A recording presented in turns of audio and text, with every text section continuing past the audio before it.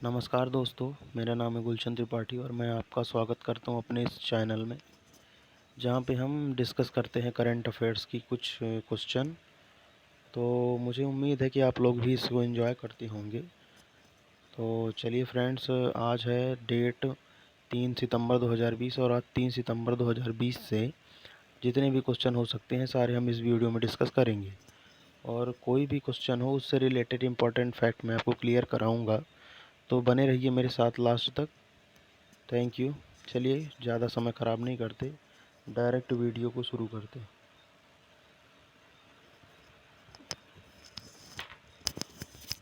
पहला क्वेश्चन है दोस्तों, हाल ही में विश्व नवाचार सूचकांक में भारत की रैंक क्या है? ठीक है, क्या है? विश्व नवाचार सूचकांक, ठीक है, ग्लोबल इनिशिएटिव इंडेक्स या फिर ग्लोबल इनोवेटिव इंडेक्स, ठीक है, इसको इस तरफ से काउंट कर सकते हैं। तो इसमें हमारा रैंक है 48। तो आपको ध्यान रखना है कि हम पिछले साल इसमें 52 नंबर पर थे। इस साल हमने 4 अंकों की ज़बरदस्त उछाल पाई है, 4 अंकों को हमने सुधारा है यहाँ पे।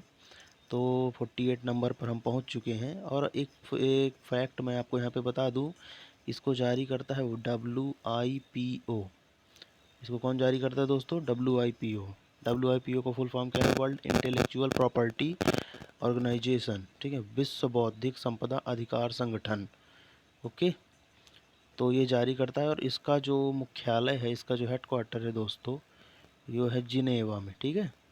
तो ये चीज़ भी आपको ध्यान रखनी है, इसका हेडक्वार्टर कहाँ पे है? जिनेवा में, ठीक। अगला क्वेश्चन है दोस्तों, भारत सरकार ने सुरक्षा की दृष्टि से कितने ऐप को प्रतिबंधित किया है? ठीक है, तो ध्यान रखिएगा दोस्तों, भारत सरकार ने 118 ऐप आज फिर से बैन कर दिए। मतलब 2 को डेट जो है 2 सितंबर को ये फिर से प्रतिबंधित कर। और सबसे इम्पोर्टेंट फैक्ट जो है ना, इस बार पबजी जो बहुत बड़ा गेम चैनल माना जाता था भारत में, उसको बैन कर दिया। और इसके साथ साथ 118 ऐप इंक्लूडिंग दिस, इनको भी बैन करने। और मुद्दा क्या था? सिर्फ भारत की सुरक्षा। और हालांकि ये आप लोग समझ सकते हैं कि चाइनीज़ ऐप हैं और चाइना से इस समय कुछ संबंध हमारे ठीक नहीं चल रहे हैं ना। ठीक है दोस्तों, चलिए थैंक यू। अगला क्वेश्चन चलते हैं। हाल ही में विश्व स्काई स्क्रैपर्स डे कब मनाया गया है? ठीक है, तो स्काई स्क्रैपर्स डे ये मनाया गया है 3 सितंबर को, मतलब आज ही के दिन मनाया जाएगा, ठीक है। तो मतलब ये 3 सितंबर को हर साल मनाया जाता है। और ये क्यों मनाया जाता है? एक हमारे वास्तुकार थे, मतलब ऊंची ऊंची बिल्डिंग को कॉन्सेप्ट दिया था, उनका नाम था विलियम कैनायन। तो आज उन्हीं का बर्थडे है, ठीक है। क्या नाम था उनका दोस्तों? विलियम कैनायन, ठीक है। तो इन्हीं के बर्थडे पे, इन्हीं को याद करने के लिए वर्ल्ड स्काई स्क्रैपर्स डे मनाया जाता है। अच्छा, स्काई स्क्रैपर्स डे का क्या मतलब होता है सर? स्काई स्क्रैपर्स डे का मतलब होता है दोस्तों ऊंची ऊंची इमारतें। अब मुझे आप लोग कमेंट बॉक्स में ये बताइए कि विश्व में ऊंची इमारतों वाला शहर कौन सा है? ठीक है, तो ये आप लोगों को बताना पड़ेगा कमेंट बॉक्स, ठीक है। चलिए अगले क्वेश्चन की तरफ रुख करते हैं। चौथा क्वेश्चन है दोस्तों, बच्चों के लिए पहला अखबार द यंग माइंड कहाँ प्रकाशित किया गया है? ठीक है, तो ये दोस्तों किया गया है असम में, ठीक है। मतलब बच्चों के लिए भारत का पहला अखबार द यंग माइंड डेवलप किया गया है कहाँ? सॉरी, प्रकाशित किया गया है कहाँ? असम में। अब बात असम की है, तो असम के बारे में थोड़ा सा जान लेते हैं। असम के सीएम कौन है? सर्बानंद सोनोवाल। असम की कैपिटल क्या है? दिसपुर, ठीक है। और असम के गवर्नर कौन है? जगदीश मुखी। तो मैं आपको हर बार बोलता हूँ, गवर्नर ज़रूर ध्यान रखिए, गवर्नर पूछता है पेपर में, क्योंकि गवर्नर चेंज भी होते रहते हैं और सीएम तो जानते ही हैं 5 साल के लिए बन ही जाते हैं, है ना। तो ये तो बड़ा मुश्किल है, लेकिन गवर्नर ध्यान रखिए असम के जगदीश मुखी हैं, ठीक है।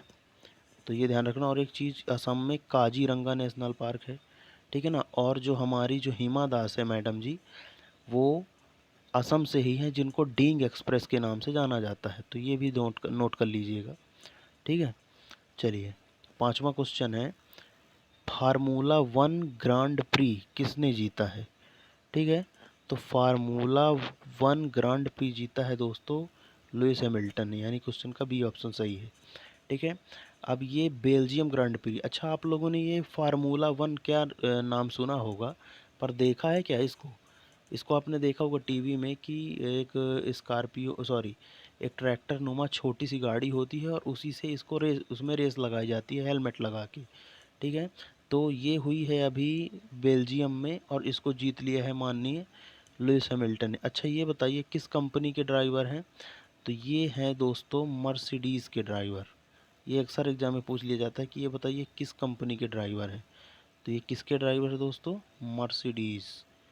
मर्सिडीज़ नोट कर लीजिएगा, मर्सिडीज़ के ड्राइवर है। ठीक है, चलिए नेक्स्ट क्वेश्चन है, आईपीएल के लगातार 3 सेशन के लिए किस संस्थान को आधिकारिक रूप में चुना गया है? तो ध्यान रखिए दोस्तों 2021, 2022 और 2023 के लिए आधिकारिक रूप से चुना जाने वाला भारत का एकमात्र संस्थान है अनअकैडमी, जो आईपीएल की स्पॉन्सरशिप 3 साल के लिए लगातार करेगा। ठीक है, चलिए अब अनअकैडमी के बारे में जान लेते हैं। अनअकैडमी की स्थापना कब हुई थी? 2015 में। कहाँ हुई थी? बेंगलोर में। और इसके फाउंडर लिख लीजिए 3 लोग हैं। पहले तो हैं गौरव मुंजल, लिखिए गौरव मुंजल। दूसरे हैं रोमन सैनी। तीसरे हैं हिमेश सिंह। कौन कौन है? गौरव मुंजल, रोमन सैनी, हिमेश सिंह। ठीक है, चलिए दोस्तों ये भी आपको क्लियर हो गया होगा। अगले क्वेश्चन की तरफ रुख करते हैं दोस्तों। केंद्र सरकार ने किस राज्य में राज्यसभा बिल लाने की मंजूरी दी? तो राज्य नहीं है दोस्तों, वो यूटी बन चुका है अब। जम्मू कश्मीर इसका सही आंसर है। तो अब ये राज्य नहीं रह गया है, अब ये केंद्र शासित प्रदेश बन चुका है। ठीक है, तो अब ये यूटी बन चुका है। ठीक है, अब तो यहाँ पे राजभाषा बिल लाया जाएगा। हाँ एक चीज़ और, ये इम्पोर्टेंट नहीं है कि किस राज्य में, ये इम्पोर्टेंट है कि भाषाएं कौन कौन सी होंगी। तो ज़रा भाषाओं को आप नोट करिए, मैं बोलता हूँ। भाषाएं हैं काश्मीरी, डोंगरी, हिंदी, अंग्रेजी और उर्दू। कौन कौन सी? काश्मीरी, डोंगरी, हिंदी, अंग्रेजी और उर्दू। ठीक है, तो इस चीज़ का भी ध्यान रखिए आप लोग।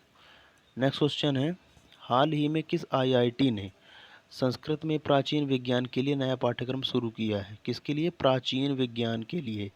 तो ये आईआईटी इंदौर ने संस्कृत में प्राचीन विज्ञान के लिए नया पाठ्यक्रम शुरू किया है।